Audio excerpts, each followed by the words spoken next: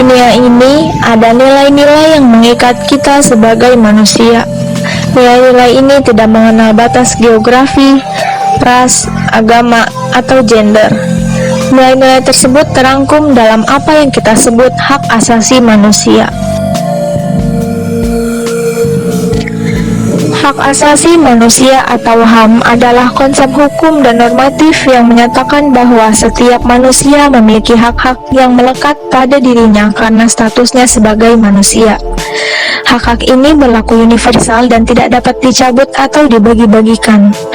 Negara memiliki tanggung jawab untuk menghormati, melindungi, dan memenuhi hak asasi manusia, termasuk dalam mencegah dan menindak pelanggaran yang dilakukan oleh pihak swasta. Hak asasi manusia terbagi menjadi hak sipil dan politik, yang berhubungan dengan kebebasan individu seperti hak hidup, hak bebas dari penyiksaan, dan kebebasan berpendapat, serta hak ekonomi, sosial, dan budaya yang berkaitan dengan akses kebutuhan dasar seperti pendidikan, kesehatan, dan perumahan.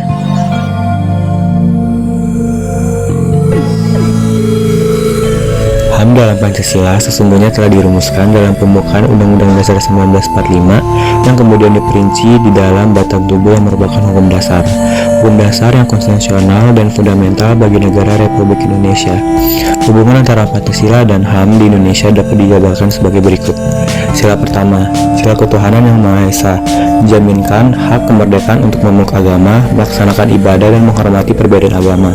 Sila tersebut mengamanatkan bahwa setiap warga negara bebas untuk memeluk agama dan kepercayaannya masing-masing. Hal ini selaras dengan Deklarasi Universal tentang HAM pasal 2 yang tercantum pada perlindungan terhadap HAM. Sila kedua, sila kemanusiaan yang adil dan beradab, menempatkan hak setiap warga negara pada kedudukan yang sama dalam hukum serta memiliki kewajiban dan hak-hak yang sama untuk mendapatkan jaminan dan perlindungan undang-undang. Sila kedua mengamanatkan adanya persamaan derajat, persamaan hak, dan persamaan kewajiban serta sesama manusia sebagai tercantum dalam pasal 7 Deklarasi HAM PBB yang melarang adanya diskriminasi. Sila ketiga, sila persatuan Indonesia, mengamanatkan adanya unsur persatuan di antara warga negara dengan semangat rela berkorban dan menempatkan kepentingan bangsa dan negara di atas kepentingan pribadi atau golongan. Hal ini sesuai dengan prinsip HAM pasal 1 bahwa semua orang dilahirkan merdeka dan mempunyai martabat dan hak-hak yang sama. Mereka dikaruniai akal dan hati nurani dan hendaknya bergaul satu sama lain dalam persaudaraan.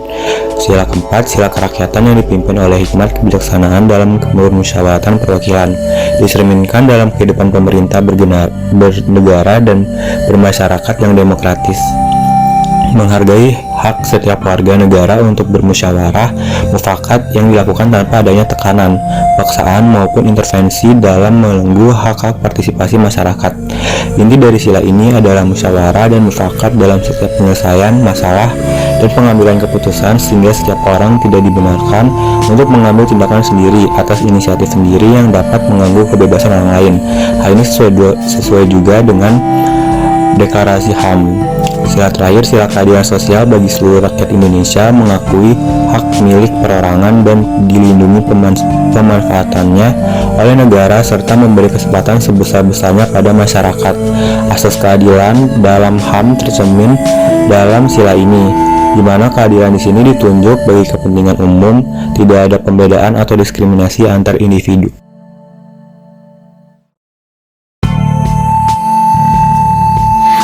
HAM atau Komisi Nasional Hak Asasi Manusia memiliki fungsi utama dalam melindungi hak asasi warga negara Indonesia.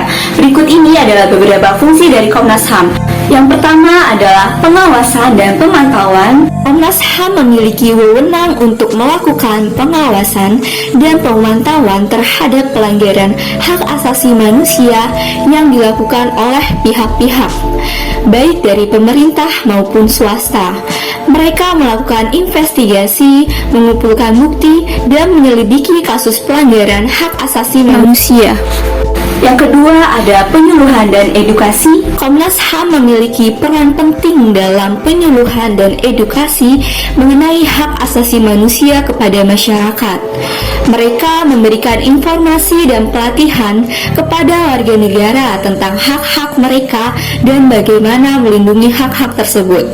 Yang ketiga ada rekomendasi dan advokasi. Komnas HAM memberikan rekomendasi kepada pemerintah, lembaga penegak hukum, dan pihak yang terkait lainnya untuk mengambil tindakan yang sesuai.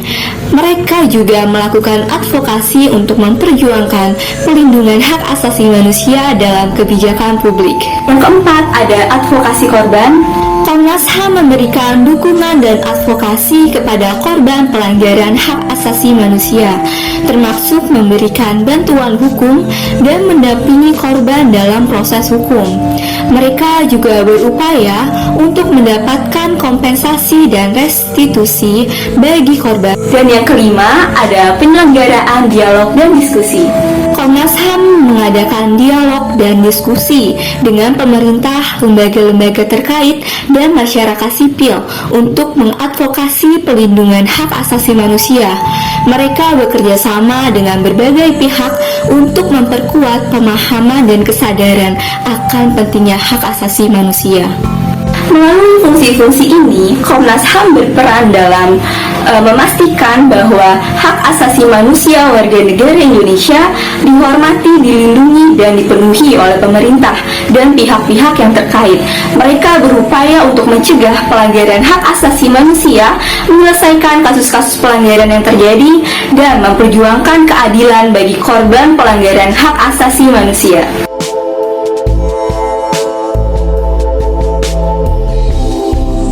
HAM diatur dalam Undang-Undang Negara Republik Indonesia Nomor 26 Tahun 2000 tentang Pengadilan Hak Asasi Manusia.